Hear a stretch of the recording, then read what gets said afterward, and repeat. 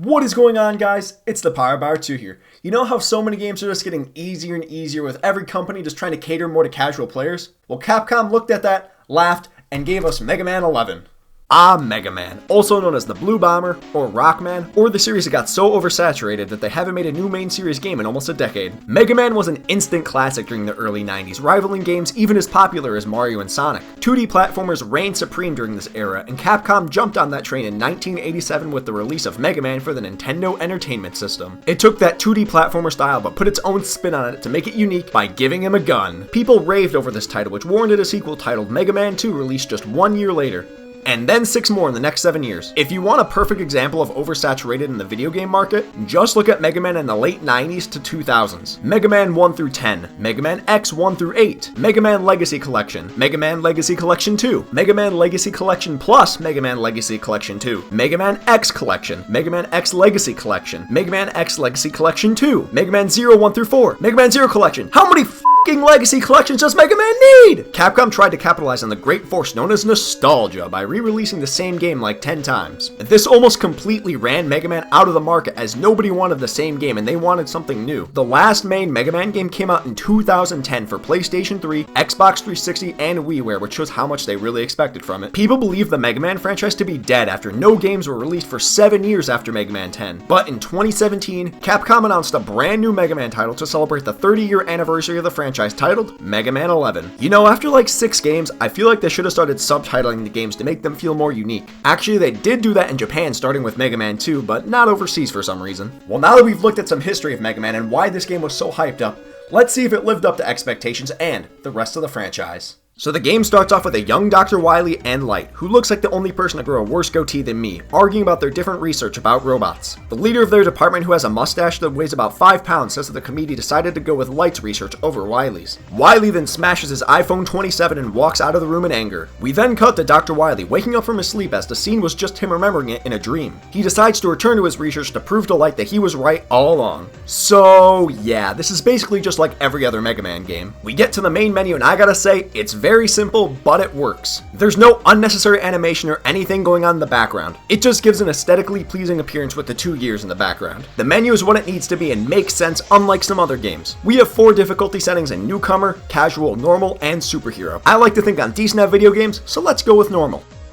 Just wait until I have to make the year 2XXX. Dr. Light is putting the finishing touches on his robot when, oh Dr. Wily shows up. Who could have seen this coming? Wily says he has finished his device and he is using it to control the robots to take over the world. No f***ing Like I said, the story is definitely a Mega Man game. Mega Man decides to go after him and gets access to the double gear. This allows Mega Man to either make his attacks more powerful or slow down time around him with the left and right triggers. This can come in handy so often, but it does have a meter to prevent you from getting too overpowered by using them. If you stop using the double gear before the meter runs out, it will start to refill and you can use it again as much as you want. But if you completely drain the meter, it won't be available again until it fully refills. You need to be careful with this ability or you could run out at the wrong time. So just as every other Mega Man game, you have to battle multiple different bosses which will give you a different power once you defeat them. There are 8 different levels to complete, each which are based on the respective robot master. These levels have a wide variety of enemies, platforming segments, and even mini-bosses. The enemies all have different weaknesses and provide a different challenge. You will see these rolling enemies in pretty much every level where they can only be hurt by shooting the small hole in the wheel around them. And pro tip, an easy way to beat these guys is to use your speed gear to slow down time and shoot them. Most of the enemies are just a small annoyance and no real threat. Except for these f***ing rockets. These things piss me off so much. For some reason I always seem to get hit by them and can't avoid them very well. They home in on you and they will follow you for a pretty long time before they disappear. I like that it's not easy to avoid them, but sometimes it feels like their hitbox is just off because I swear I hit them but they won't take any damage. Now, each of these levels can be pretty long and they have around 3 to 4 checkpoints throughout them, which I definitely appreciate. Like I mentioned earlier, each level has a sort of mini boss with a checkpoint right after it. These are all about halfway through each level and they all have traits similar to their level's robot master. For example, Impact Man stage has a guy using a crane to attack you by either slamming into the ground or ramming into the wall. This mirrors Impact Man perfectly as it's pretty similar to how his fight works. These mini bosses are very well thought out because they function similar to the main boss to prepare you, but they don't give away everything because they aren't exactly the same. Some of these levels even have multiple mini bosses. Blockman's level is one of these where there are 2 mini bosses. I mean, to be fair, they are the same boss, but the second one gives an extra challenge by having the ground underneath you move. The game has a good balance of continuously increasing the difficulty the further you get through the level. The first screen will always be pretty easy with a couple of enemies to get you acclimated to what you will be seeing throughout the level, while the final screen just throws everything at you to try to kill you before you can even get to the boss. Like, just look at this shit.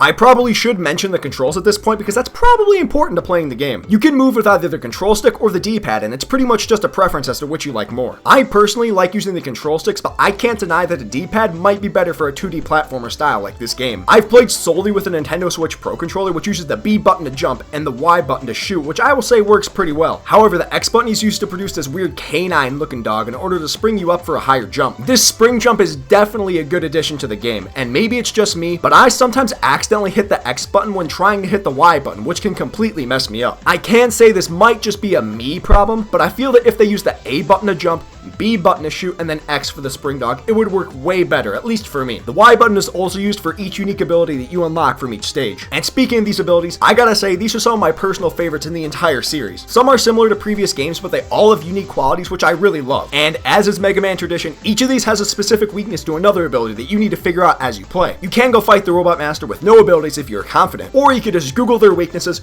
go defeat the easiest master, then come back and beat them all in the perfect order to make it easy. I didn't do that because I hate my life and I want to suffer, but I wouldn't blame you if you did. I personally have found the Blockman stage to be the easiest, so I would probably recommend doing that one first. I did see a list online that recommended doing Bounce Man stage as one of the first, but I don't know about that. It annoyed the hell out of me because the bouncy balls can bounce you in a completely opposite direction of where you may want to go, and just my god! Honestly, the Robot Masters in this game are amazing. Like I said earlier, they all have a specific weakness like other games, but they offer a real challenge. Some previous Mega Man games have some pretty easy Robot Masters, but this game actually bends you over and takes you to Pound Town. Every master starts with a basic pattern that isn't too difficult to learn, and you can pretty much predict all their movements. But once they get to about half health, they transform into these crazy giants. These obviously do a lot more damage to you, and they require more damage to take them down too. However, they do also have patterns that you can memorize similarly to their normal forms. These fights are so much fun, and my only real criticism is how predictable they can be. Once you fight them once, you'll pretty much know exactly what they will do and when they will do it. That may seem like it makes it too easy, but it's honestly still pretty difficult, and it offers a great challenge. This game also has a shop where you can purchase different items, extra lives, and power-ups to help you in each level. I love this for two reasons. It really helps you if you are struggling with a certain level, and it doesn't give you too much help to make the game such a piece of cake. I'm not opposed to the game helping you, but I am opposed to it holding your hand all along the way and not even challenging you. Once you defeat all 8 Robot Masters, you get access to the final stage of the game with Dr. Wily. Now, this is one long-ass level. The other levels will probably take you no longer than 10 minutes if you don't die and you take your time the entire way. This, on the other hand, will take you like half an hour, assuming you don't die at all, which probably isn't going to happen. You're probably going to die a few times. This level is a beast. It's a gauntlet of enemies and challenges to test how well you know the mechanics of the game and how each ability works. The game makes you use each of the game's abilities in order to advance, which I love. This is one of my favorite aspects of all Mega Man games, where you actually make use of your abilities that you obtain. So many games give you an ability or an item that you will use maybe like 2 times in that stage that you unlock it, and then you'll never use it again. Not Mega Man though. Each ability has a benefit in this level and even have some benefits in earlier levels too. There are some extra lives and other hidden items that you can only obtain by using specific abilities in specific levels. This really incentivizes beating certain stages before others. Now, I'm not going to get too into Dr. Wily's stage because I don't want to spoil the end of the game for anybody that hasn't played it. But all you need to know is the fucking Yellow Devil is still in the game, and you have to fight all the Robot Masters once again in this stage. I'm not going to say any more, so you'll have to play the level yourself if you want to see the ending, or just watch a Let's Play and spoil yourself. So, how would I rate Mega Man 11?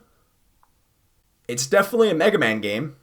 Mega Man 11 provides a great return to the Mega Man gameplay style with its great platforming and battling mechanics. Sure, the story is pretty lackluster, but nobody plays Mega Man for the story. Dr. Wily steals robots and Mega Man needs to beat him. What else do you need to know? The controls are very good and easy for any beginner to pick up. You only use like 5 buttons max, which is pretty accessible to almost anybody. But the game does cater to veteran players by giving a strong sense of achievement with increasing difficulty. You can play on the lower difficulties to get used to the game, but each difficulty gives a new experience which really gives the game replayability. And that is a real good thing, because otherwise this game is pretty damn short. Thank God they didn't retail this game at $60 because this game is not worth that amount of money. Even if you aren't very good at this game, it's not too difficult to beat within an afternoon or two. But what the game lacks in length, it makes up for with its quality. The game looks beautiful and it easily has the best graphics of any Mega Man game. It's not too realistic and still has that cartoony look that Mega Man just needs to have. The colors just pop pop and everything stands out to get your attention on the game. And honestly, I can't believe I haven't mentioned this yet, but the music is phenomenal. Every Mega Man game has quality music and some of the most iconic themes ever. Mega Man 11 continues this trend with bringing a few themes back and produced even some brand new pieces that are just excellent. This is one of my favorite games that I've played this entire year, honestly. The game's amazing graphics just make it appealing to look at. The music will make you want to play the game just to listen to it. The controls are very nice and easy to understand, and all the levels make sense and reference the Robot Masters with a nice increasing difficulty. If you're on the fence about picking this game up,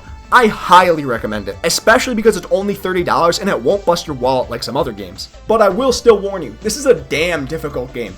I mean, look what happened when I first got the game. Oh man, I can't wait to play this game. Oh.